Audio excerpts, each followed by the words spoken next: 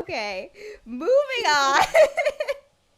So, in other BTS news, the Korean Music Content Association, which is like a business association for all the big K-pop agencies, has filed an objection to the new military service law that's basically been enacted, so Jin doesn't have to go to the military for 2 years, saying that it is unfair because the qualifications for it are too strict, which is receiving the like Korean cultural medal that they get from the president. um, and generally it takes 15 years of some kind of cultural experience to get that award, so BTS is the youngest recipients of that award ever. So yeah, these 26 music agencies are saying that it is unfair and that the law shouldn't be like enacted, or it should be changed so that more K-pop boys can get the exemption. So what are your thoughts on this?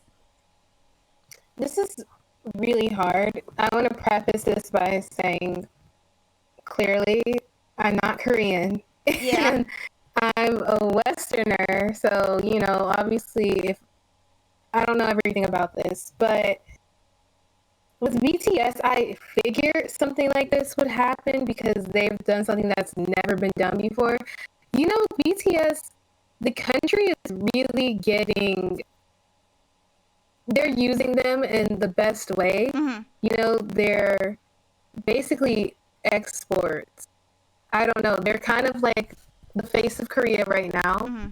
Really just for, I don't know, they use them. But I think because of that, I don't know. I want to say yes. I agree with like the law. What is it that they're doing? What is this new thing? It's gonna give them 2 years extension so he can join by the time he's Oh, 30 instead of 28.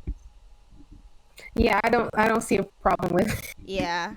Uh, but I can see why other music agencies who are looking at it like, well, what about our boys and what about other K-pop artists are kind of like, why shouldn't everyone be able to do that? But I feel like BTS is being utilized in a way that's very different than any other K-pop artist, and maybe that's why.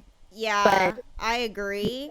It's like hard for me because like, my EXO boys are all going to the military. And I think EXO has done, some pretty amazing stuff as well. They were pretty groundbreaking before BTS, I think. Don't kill me. And I think that but there's the whole thing of like Dynamite like generated like $1 billion for the Korean economy and created jobs, and this yeah, built a stadium. This is infrastructure, this is jobs, this is the economy, and obviously all of these K-pop artists are playing a part in it, but BTS is playing like a really significant role in it. And it's just fascinating to me that so much of Korea's international strategy right now has to do with BTS. I mean, this is a fascinating geopolitical moment.